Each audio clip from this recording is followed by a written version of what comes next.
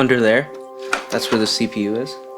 Everything is connected to these contacts, so if any of these contacts are busted, your computer won't work.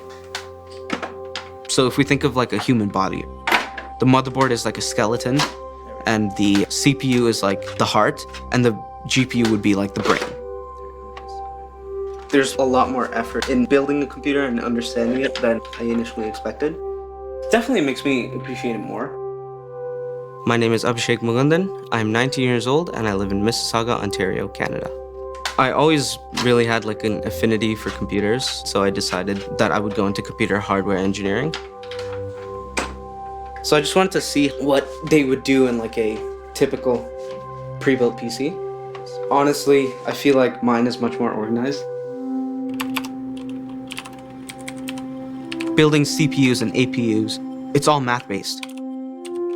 I always enjoyed math, but I was not always a great math student.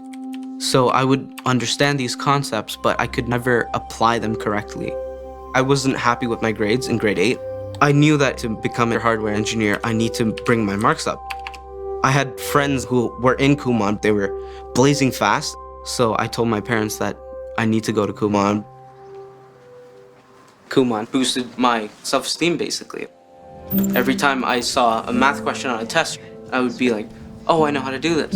How are you doing? My grade 12 year, I finished the program, and it was probably one of my proudest achievements. All right, so let's do this with Nikita. Michelle, my Kumon instructor, said that she might be interested in hiring me to become an assistant. She would always encourage me, she would always help me whenever I needed help. And now I feel like I'm doing that for these students.